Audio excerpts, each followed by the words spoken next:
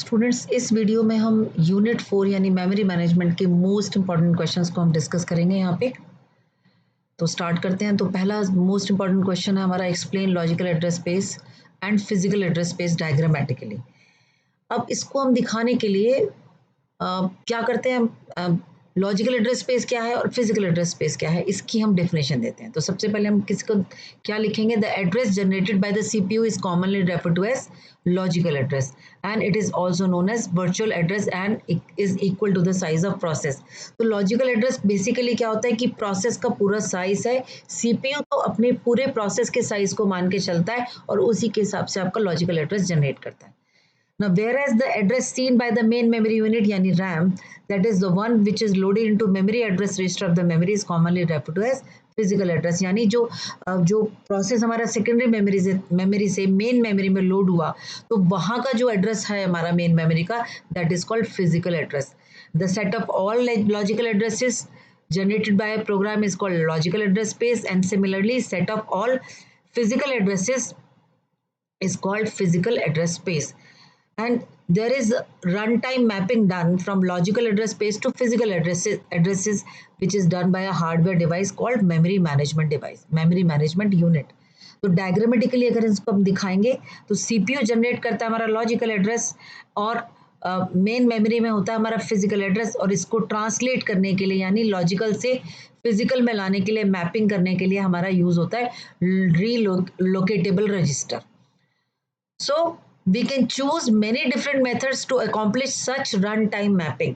तो ये डिपेंड करता है कि मेमोरी एलोकेशन स्कीम आपकी कैसी है, उसी स्कीम के हिसाब से लॉजिकल एड्रेस फिजिकल एड्रेस में कन्वर्ट होता है हमारा। ठीक है, तो नेक्स्ट हमारा जो है, अगर हम कहते हैं कि डिफ्रेंसिएशन के लिए आया difference between logical address space and physical address space, तो हम उसको टेबुलर फॉर्म में हमेशा लिखेंगे। तो मेन पॉइंट्स हमारे सारे यहाँ पर आ जाएंगे। तो address generated by CPU is commonly referred to as logical address and the address seen by the RAM is called physical address। तो जो पॉइंट्स हमने वहाँ डिस्कस किया अभी ऊपर, वो सारे पॉइंट्स हम इस टेबल में इस तरीके से आपको डिस्कस करेंगे, आपको दिखाई दे रहे हैं, इसको आप रेफर कर लेना। Then difference between external and internal fragmentation, this is very very important question. हमेशा ज़्यादातर ये क्वेश्चन इंटरनल फ्रेगमेंटेशन और एक्सटर्नल फ्रेगमेंटेशन पे आता ही आता है। तो सबसे पहले आपको मालूम होना चाहिए ये दोनों हैं क्या। तो इंटरनल फ्रेगमेंटेशन क्या है, the size of the process, if the size of the process is lesser than the size of the partition, then the partition some size of the partition gets wasted and remains unused, and this wastage inside the memory partition, it is generally termed as internal fragmentation. Whereas what is external fragmentation, total space available in memory is more than the size of the process, but memory cannot be allocated because that memory is not continuously available. मतलब यही है कि हमारा process का size जितना भी था उससे ज़्यादा मेमोरी हमारे पास अवेलेबल थी, लेकिन अलग अलग पार्टीशंस के फॉर्म में हम कॉन्टिन्यूसली एलोकेट नहीं कर सकते, तो वो मेमोरी हमारी वेस्ट जाएगी। तो इसको एक छोटे से एग्जांपल से आप समझा सकते हैं। 100 KB की मेमोरी है, 20 KB बीच में हमारा ऑलरेडी किसी प्रोसेस को एलोकेट हुआ है, तो 40 KB के दो पार्टीशंस अवेलेबल है। लेकिन अगर कोई एक प्रोसेस आता है जो 50 KB का है, हम उसको मेमोरी एलोकेट नहीं कर सकते क्योंकि 40 KB में मतलब 50 KB हमें कॉन्टिन्यूसली अवेलेबल नहीं है। तो ये जो 40 KB यानी टोटल साइज तो 80 KB है, फिर भी हम 50 KB के साइज को मेमोरी नहीं दे पा रहे, तो ये कहलाता है हमारा एक्सटर्नल फ्रेगमेंटेशन। जब हमारा ये टेबुलर फॉर्म यानी डिफरेंशिएशन की फॉर्म में आता है, तो आपको बहुत ध्यान से इसके मेन पॉइंट्स लिखने हैं। जैसे इंटरनल फ्रेगमेंटेशन में the size of the process is lesser than the size of partition, and internal में external में total space available in the memory is more than the size of the process, but memory cannot be allocated. Internal में there is wastage inside the memory partition, external में wastages inside wastages in different size partitions. Internal में solution of internal fragmentation is best fit block, और you can say the variable size partition. और external fragmentation का जो best solution है that is compaction, paging और segmentation. Internal fragmentation में it occurs when memory is divided into fix size partitions. External fragmentation occurs when memory is divided into variable size partitions. Internal में the difference between memory allocated and the required space of memory is called internal fragmentation, and the unused space formed between non-contiguous memory fragments which are too small to serve a new process, that is called external fragmentation. तो इसके बाद एक जो question हमारा last year ही आया हुआ है, explain in brief about multi programming with fixed partition. तो फिक्स पार्टीशन का एक मेन पॉइंट मैं आप लोगों को जल्दी से बता दूं कि फिक्स पार्टीशन में क्या है.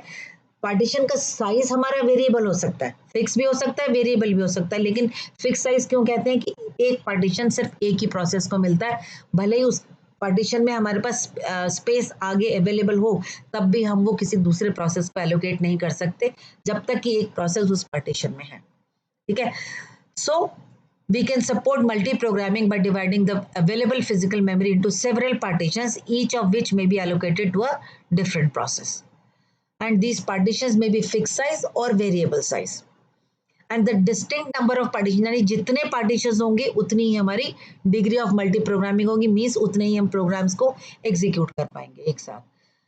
तो simplest method क्या है? To divide the memory into several fixed size partitions. Thus, the degree of programming is limited by number of partitions. इसके advantages क्या है? This is simplest method to implement and supports multi-programming. 2 marks का question है, तो इसमें आपको सिर्फ सीधा सीधा disadvantage points में लिखना है. It suffers from external fragmentation, suffers from internal fragmentation, degree of multi-programming is limited, and the maximum size of process is also limited. तो नेक्स्ट जो 2 पॉइंट्स का हमारा 2 मार्क्स का क्वेश्चन आ सकता है, what is the main function of memory management unit. तो main function क्या है हमारा? The run time mapping from virtual address to physical address is done by the hardware device called memory management unit. तो इसका main function ही हमारा क्या है? Virtual address को या लॉजिकल एड्रेस को फिजिकल एड्रेस में कन्वर्ट करना. And we can choose many different methods for run time mapping. अगर हम सिंपल मेथड यूज कर रहे हैं तो एमएमयू हमारा क्या करता है? मैपिंग के लिए बेस रजिस्टर और रीलोकेशन रजिस्टर को यूज करता है. अगर हम पेजिंग यूज करते हैं तो लॉजिकल एड्रेस को फिजिकल एड्रेस में कन्वर्ट करने के लिए वो पेज टेबल को यूज करता है. ठीक है. तो एक छोटा सा डायग्राम आप बना के आ सकते हैं, बहुत ईजी डायग्राम है, अगर बना सकते हैं तो आपको एडिट एडवांटेज मिलेगा. ये था हमारा सिंपल मेथड में और ये था हमारा पेजिंग में. तो अगर लगता है कि डायग्राम याद नहीं होगा, बड़ा है, तो इसमें 2 नंबर के क्वेश्चन में आप इसको छोड़ भी सकते हैं. ठीक है. तो नेक्स्ट हमारा है important question, what are the disadvantages of single contiguous memory allocation. तो कॉन्टिग्यूअस मेमोरी एलोकेशन में एक प्रोसेस का जितना साइज है वो पूरा का पूरा उतना साइज कंटिन्यूसली उसको मेन मेमोरी में यानी रैम में मिलना चाहिए. तो कॉन्टिग्यूअस एलोकेशन में 2 टाइप के हम कॉन्टिग्यूअस एलोकेशन कर सकते हैं, fix size partition and variable size partition. तो क्योंकि इसने आपको पूछा है डिसएडवांटेज, तो डिसएडवांटेज हमारे फिक्स पार्टीशंस की क्या है? It suffers from external fragmentation, internal fragmentation, degree of multi programming is limited and maximum size of process is also limited to the size of largest partition. Variable size partition के अंदर एक चीज का ध्यान रखना है, there is it does not suffer from external fragmentation. ये इसमें इंटरनल फ्रेगमेंटेशन तो इसमें भी होता है, हमारा एक्सटर्नल फ्रेगमेंटेशन नहीं होता. ठीक है. So next is the 2 marks question which is page fault.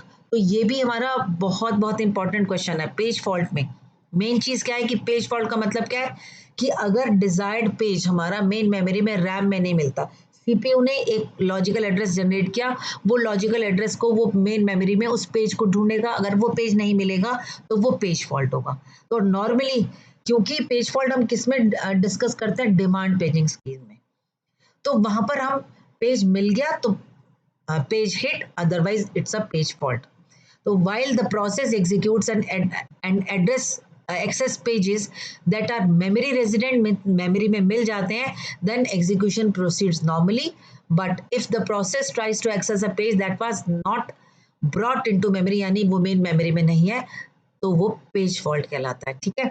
ये बहुत सिंपल स्टेप्स दिए में कि अगर पेज फॉल्ट हो जाता है तो क्या स्टेप्स हैं. इसको अगर नहीं भी समझ में आता तो डायग्राम आप छोड़ दो, सिंपली छोड़ दो. सिर्फ ये लिखना है कि अब पेज फॉल्ट के केस में सेकेंडरी मेमोरी से मेन मेमोरी में हमें पेज को, डिजायर्ड पेज को लोड करना पड़ता है और उस पेज को मेन मेमोरी में लाने के लिए हमें उसकी कुछ कॉस्ट देनी पड़ती है। इतना लिखो, बाकी जरूरत नहीं है। ठीक है, तो ये एक छोटा सा क्वेश्चन है हमारा, एक न्यूमेरिकल है, इसको न्यूमेरिकल्स में हम डिस्कस करेंगे, फिर भी छोटा सा है तो मैं डिस्कस कर लेती हूँ। इन अ 32 bit processor what is the maximum process size. अगर हमारा प्रोसेसर 32 बिट का है तो जो मैक्सिमम एड्रेस, कितने एड्रेसेस उसमें आ सकते हैं हमारे, हम 32 बिट में मैक्सिमम एड्रेस आएंगे 2 की पावर 32। ठीक है, so it cannot generate address for memory more than 32, 2 की पावर 32 एड्रेसेस। तो जो साइज होगा मैक्सिमम कितना आएगा, process can have maximum of 2 की पावर 32 वर्ड्स। तो हम इसको कन्वर्ट किस में करेंगे, इसको हम 2 की पावर्स को अलग अलग कर लेंगे। 2 की पावर 10 हमारा होता है 1 KB, 2 की पावर 20 होता है 1 MB और 2 की पावर 30 होता है GB। तो हमें कितने MB है या कितने GB है या कितने KB है, उसको कैलकुलेट करने के लिए हम 2 की पावर 10, 20, 30 को अलग कर लेते हैं। तो 32 में से 2 की पावर 2 अलग कर दिया और 2 की पावर 30 अलग कर दिया, तो 2 की पावर 30 हो गया 1 GB। तो 1 into 4 GB is equal to 4 GB। तो मैक्सिमम प्रोसेस का साइज क्या होगा, 4 GB। इसी तरह से एक ये क्वेश्चन और आया है, इसको हम न्यूमेरिकल में डिस्कस करेंगे, अभी हम इसको थ्योरी में डिस्कस नहीं करेंगे। तो मोस्टली जो 2 मार्क्स के क्वेश्चंस हैं हमारे, वो मेमोरी मैनेजमेंट में से इतने ही आते हैं, है ना। तो नेक्स्ट वीडियो में हम अपने 10 मार्क्स के क्वेश्चंस को डिस्कस करेंगे। All the best.